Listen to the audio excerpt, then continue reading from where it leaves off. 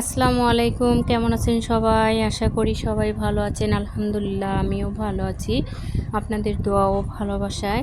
যে যেখান থেকে আমার এই ভিডিওটি দেখছেন সবাইকে আন্তরিক অভিনন্দন। দেখতেই পাচ্ছেন আমি আজকে কোন কাজে ব্যস্ত। ঈদের আগে দেখেছিলেন যে আমাদের এখানে একটা ছোটোখাটো ঝড় হয়েছিল, সেই ঝড়ে আমাদের কলা গাছটি পড়ে যায়, কিন্তু সময়ের অভাবে এটা প্রসেস করা হয়নি। তাই ভাবলাম যে আজকে একটু এই কাজটা করে নেই, যেহেতু কালকে স্কুল খোলা, সময় আর পাবো না এর মধ্যে, তাই কাজ করা শুরু করলাম। আর ভাবলাম যে আপনাদের মাঝে একটু শেয়ার করি, তাই আর কি। আর দেখতেই পাচ্ছেন যে আসলে আমি প্রথম কলাগুলো কাটতেছি, বুঝতেই পারতেছি না যে আসলে কোন দিক থেকে কাটলে ভালো হবে। আসলে খুব কষ্ট হচ্ছে আমার কাটতে, তারপরেও কি আর করার, কাটতে তো হবেই। আর কষ্ট বলতে কিছু নাই, আসলে সব কাজেই কষ্ট আছে, এটা মনে করা যাবে না।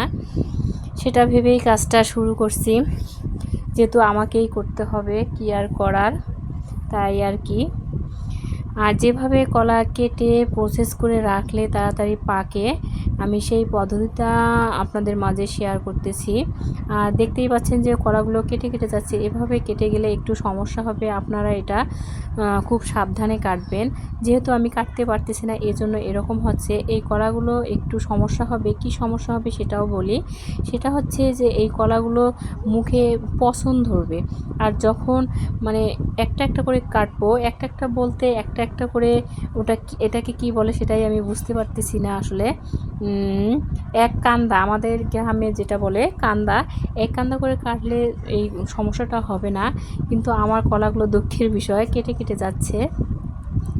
আর এই কেটে গেলে একটু সমস্যা হবে, আপনারা এটা সাবধানে কাটবেন।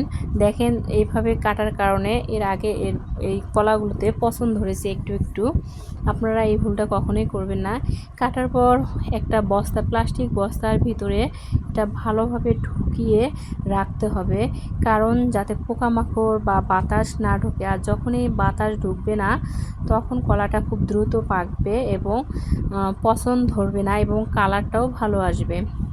এর জন্য আমি এখন একটা প্লাস্টিকের ব্যাগ নিলাম, যেটা হলো চাউলের বস্তা আর কি, ব্যাগ তো নয়, বস্তা।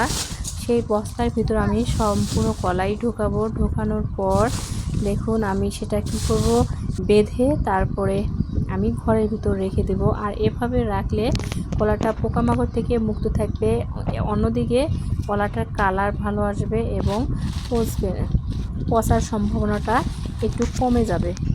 এভাবে রাখতে হবে, তাহলে ঠিকঠাক মতো হবে। কিন্তু আমার একটু সমস্যা হয়ে গেছে কলাগুলো কাটতে, একটা একটা হয়ে গেছে, এটা একটা সমস্যা হবে, পছন ধরার সম্ভাবনাই খুবই রয়েছে। কিন্তু আপনারা এটা খুবই সাবধানতার সহিত কাটবেন, না কাটলে কিন্তু সমস্যা হবে, পছন ধরবে, কালারটাও ভালো আসবে না। এর জন্য বারবার বলতেছি, আপনারা এই ভুলটা কখনোই করবেন না। ভালো থাকিয়েন সবাই। আসসালামু আলাইকুম, আল্লাহ হাফেজ।